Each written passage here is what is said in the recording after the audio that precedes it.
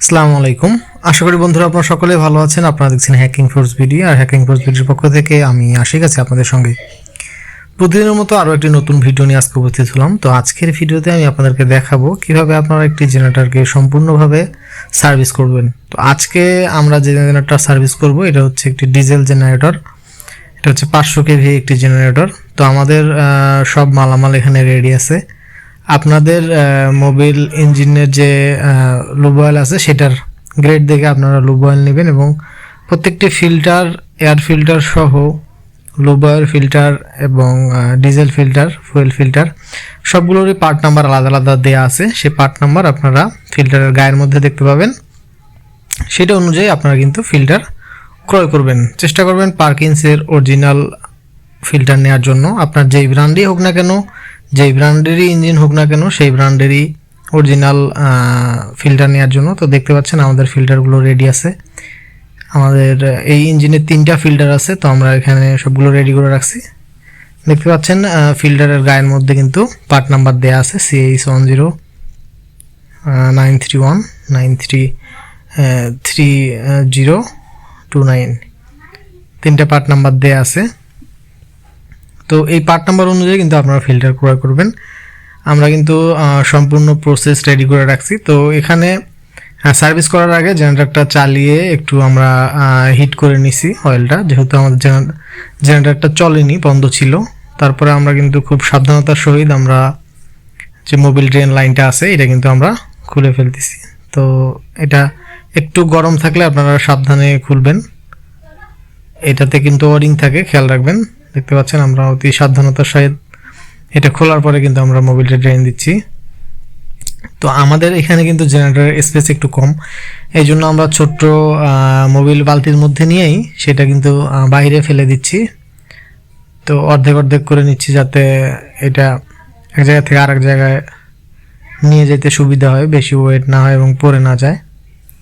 তো আগে থেকেই কিন্তু জেনারেটর সার্ভিস করার আগে আপনাদের যেখানেই হোক না কেন হাত পরিষ্কার রাখার এবং শুষ্ক রাখার চেষ্টা করবেন, নাহলে পিচ্ছিল হয়ে যাবে। তো দেখতে পাচ্ছেন আমরা ফিল্টার ওপেনার দিয়ে কিন্তু একটি ফিল্টার খোলার চেষ্টা করতেছি। আপনারা চেষ্টা করবেন ফিল্টার ওপেনার নিচের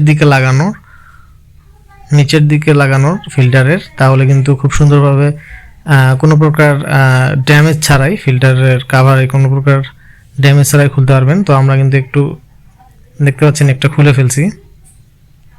এটা হচ্ছে ফুয়েল ফিল্টার, প্রাইমারি ফিল্টার একটা, সেকেন্ডারি ফিল্টার একটা। তো আপনারা কিন্তু অবশ্যই থ্রেড দেখে এবং পার্ট নাম্বার দেখে প্রাইমারি এবং সেকেন্ডারি ফিল্টার ফিট করবেন। তো এভাবে যে ডিজেলটা থাকবে এটা আর ব্যবহার করবেন না, এটা ফালাই দিবেন। এবং এর সঙ্গে আমরা এর ওরিং, একই সঙ্গে এর ভিতরে যে ময়লাটা আছে নতুন ডিজেল দিয়ে, ফেব্রিক দিয়ে আমরা কিন্তু পরিষ্কার করে নিয়েছি, সম্পূর্ণভাবে পরিষ্কার করে নিয়েছি। দেন এখন এখানে একটা নতুন ফিল্টার আমরা লাগিয়ে নেব।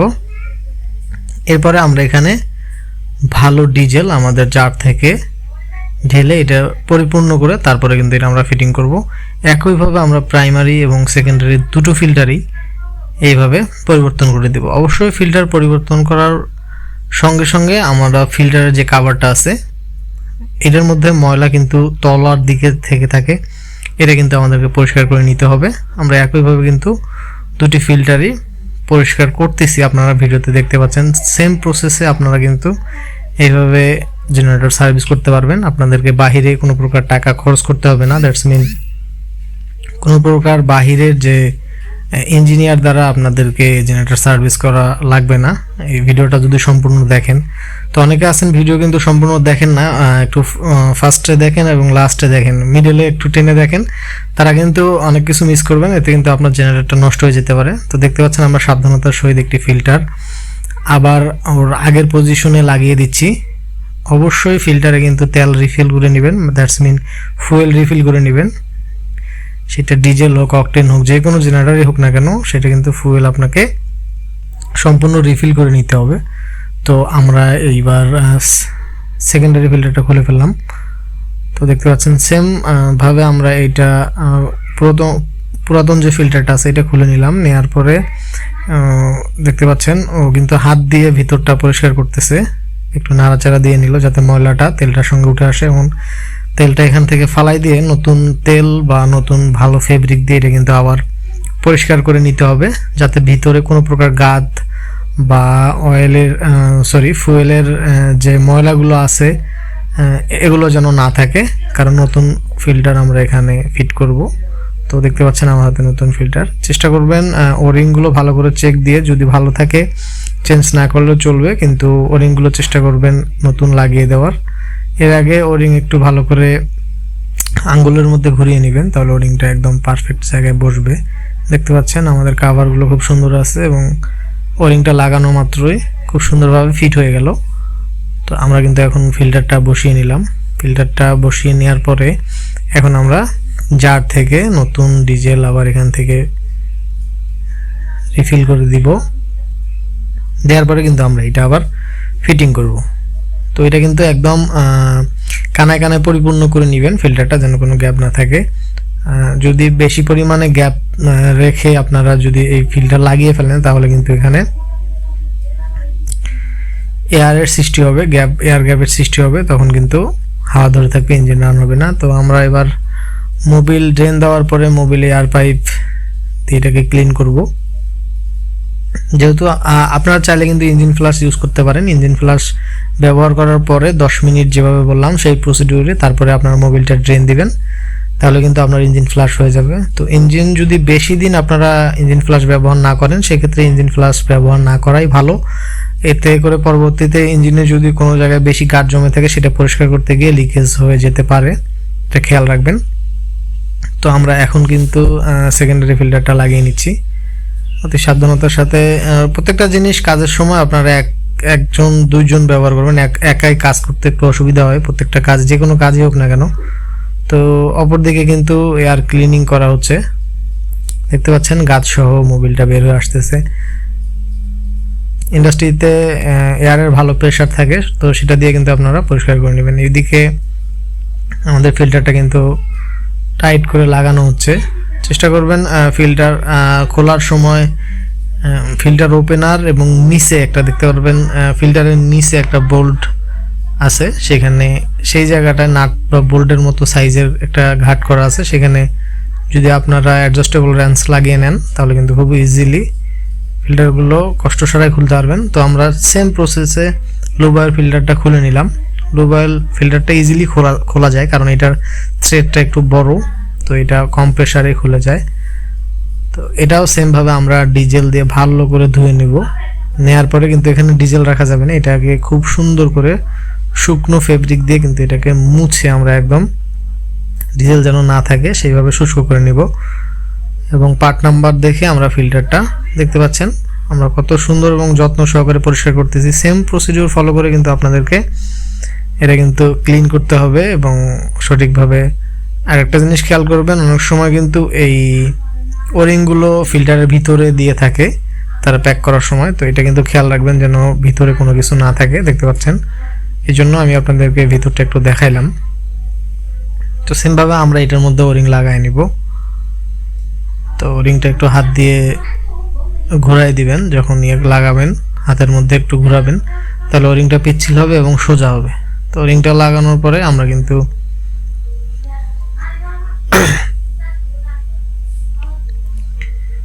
ওরিংটা লাগানোর পরে আমরা কিন্তু এটা মোবিল দিয়ে রিফিল করে তারপরে ফিটিং করব। তো এখন দেখতে পাচ্ছেন আমরা ফিল্টারটা লাগিয়ে নেব। নেয়ার পরে আমরা কিন্তু এখন এটাতে মোবিল রিফিল করব। মোবিল কিন্তু খুব সাবধানে ফিল্টারের মধ্যে ঢালবেন। তো দেখা যাবে ভরে গিয়েছে, কিন্তু আসলে এটা পরিপূর্ণভাবে ভরেনি। তো এই জন্য আপনাদেরকে বারবার ফিল্টারটা একটু নাড়াচাড়া করতে হবে। ফিল্টারটা যত নাড়াবেন দেখবেন মোবিল নিচের দিকে চলে যাচ্ছে। তাছাড়া যদি আপনারা এয়ার গ্যাপ রেখে যদি এটা না লাগিয়ে ফেলেন মোবিল ফিল্টারটা, তাহলে কিন্তু আপনাদের ইঞ্জিন রান হতে প্রবলেম হবে। তো এগুলো অবশ্যই সতর্কতার সহিত আপনারা কাজ করবেন স্টেপ টু স্টেপ। যদি আমার ভিডিওটি সম্পূর্ণ দেখেন তাহলে আপনাদের কাজ করতে কোনো অসুবিধা হবে না আশা করি। তো দেখতে পাচ্ছেন আমরা কিন্তু যে আমাদের মোবিলের গ্রেড আছে, লুব অয়েলের গ্রেড আছে, সেইটা কিন্তু খুব সুন্দর একটা আমাদের লুব অয়েল, এটা দিয়ে আমরা কিন্তু ফিল্টারটা রিফিল করতেছি। তো ঢালার যখন আপনি মোবিলটা এখানে রিফিল করবেন তখন কিন্তু মনে হবে যে ভরে গিয়েছে, এটা পরিপূর্ণ হয়ে গিয়েছে, কিন্তু আসলে এটা পরিপূর্ণ হয়নি। ভিতরে আস্তে আস্তে মোবিলটা একটু এটার ঘনত্ব বেশি, তো এটা বসতে একটু সময় লাগে। তো দেখতে পাচ্ছেন আমরা কিন্তু খুব আস্তে আস্তে আস্তে এটা কিন্তু রিফিল করতেছি। এরপরে কিন্তু আমরা এটা পরিপূর্ণ হয়েছে কিনা সেটা চেক করার জন্য আমরা কিন্তু ফিল্টারটা একটু নাড়াচাড়া দিয়ে দেখব। দেখেন একটু ফিল্টারটা নাড়াচাড়া দেওয়াতে কিন্তু আরও নিচে চলে গিয়েছে। তো এটা লেভেল পরিপূর্ণ করতে হবে। দেখেন আস্তে আস্তে কিন্তু যাচ্ছে, কারণ ফিল্টারটা পরিপূর্ণ হইতে একটু সময় লাগে, যেহেতু লুব অয়েলের ঘনত্ব একটু বেশি। তো দেখতে পাচ্ছেন এখন কিন্তু পরিপূর্ণ এটা ভরাট হয়ে গিয়েছে, এই যে দেখতে পাচ্ছেন। তবুও ঝাঁকি দিয়ে আমরা একটু দেখে নিলাম আসলে এটা পরিপূর্ণ হয়েছে কিনা। দেখতে পাচ্ছেন ঝাঁকি দেওয়ার পরে কিন্তু আরও একটু মোবিল এখানে রিফিল করার প্রয়োজন হইল। তো এখন আমরা এটা সাবধানতার সহিত নিয়ে আমরা কিন্তু আমাদের এইটার যে সকেট পয়েন্ট আছে সেটার মধ্যে লাগিয়ে নেব। দেখতে পাচ্ছেন একজন নিচে এবং আরেকজন, এটা যদি টাইট দেওয়া হয় খুব দ্রুত লাগানো যায় কোনো প্রকার ঝামেলা ছাড়া। তো আমরা এটাও লাগিয়ে ফেললাম।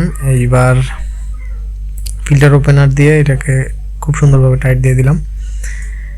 এখন আমাদের কাজ হচ্ছে মোবিল রিফিল করা। আমাদের যেহেতু মোবিল ট্যাঙ্কটাও পরিষ্কার করা হয়ে গিয়েছে, তো মোবিল রিফিল করার আগে আমরা যখন এটা লাগিয়ে নিয়েছি একটু কাঁচা মোবিল দিয়ে আমরা এটা নিচে যদি কোনো গাত একটু পড়ে থাকে সেটা কিন্তু আমরা ড্রেন দিয়ে নিলাম।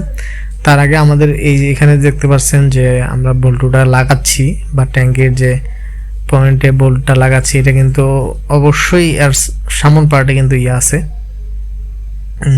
একটা ওরিং আছে, সেই ওরিংটা কিন্তু আপনারা খুব সুন্দরভাবে লাগিয়ে নেবেন।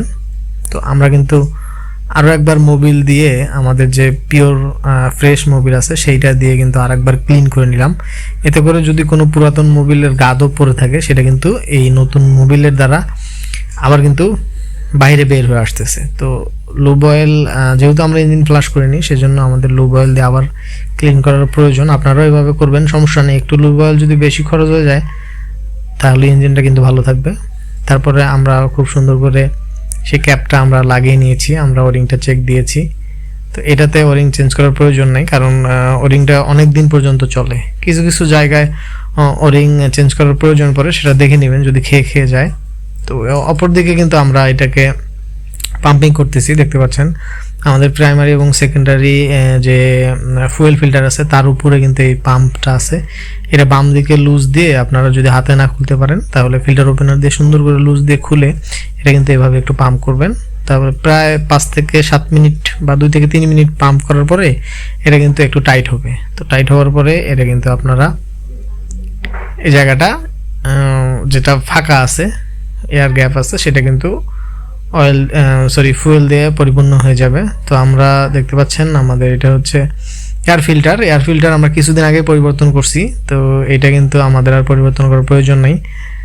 এটা কিন্তু আমরা এখন সুন্দর করে এয়ার ক্লিনিং করছি, এখন কিন্তু আমরা লাগিয়ে দেবো। দেখতে পাচ্ছেন ভিতরটা অনেক পরিষ্কার করা হয়েছে।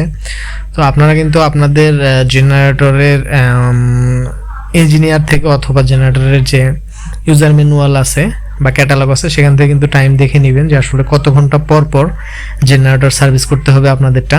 কিছু কিছু সময় 200 ঘন্টা 250 ঘন্টা কিছু কিছু জেনারেটরের পার্ট ভেদে হয়ে থাকে, ব্র্যান্ড ভেদে হয়ে থাকে। তো এটা কিন্তু আপনাদের জেনারেটরের যে ক্যাটালগ আছে বা যেখান থেকে জেনারেটর যে কোম্পানি থেকে ক্রয় করছেন তাদের কাছ থেকে অবশ্যই আপনারা ভালো করে জেনে নেবেন, সেভাবে মেইনটেনেন্স করবেন। তো আমাদের কাজ প্রায় শেষের পথে। তো আমরা যখন প্রাইমারি এবং সেকেন্ডারি ফিল্টার ওপেন করে এই দিক দিয়ে নিয়ে আসছিলাম স্টিক ব্যাটারির সাইড দিয়ে, তো তখন কিন্তু ব্যাটারির উপরে কিছু ডিজেল পড়ছিল, সেটা আমরা কিন্তু সুন্দর করে মুছে নিলাম। দেখতে পাচ্ছেন চারপাশে ওকে আছে। তো এখন আমাদের কাজ হচ্ছে ইঞ্জিনটা চালু করে দেখা। তো আমরা কিন্তু ইঞ্জিনটা চালু করে দেখলাম যে সম্পূর্ণভাবে ইঞ্জিনটা চালু হয়েছে। তো বন্ধুরা সঠিকভাবে আমাদের ইঞ্জিনটি চালু হয়েছে। সম্পূর্ণ ভিডিওটি দেখার জন্য আপনাদেরকে অসংখ্য ধন্যবাদ। তো আজকের ভিডিও আর বড় না করে এখানে শেষ করছি। সকলে ভালো থাকবেন, সুস্থ থাকবেন। দেখা হচ্ছে পরবর্তী ভিডিওতে। আল্লাহ হাফেজ।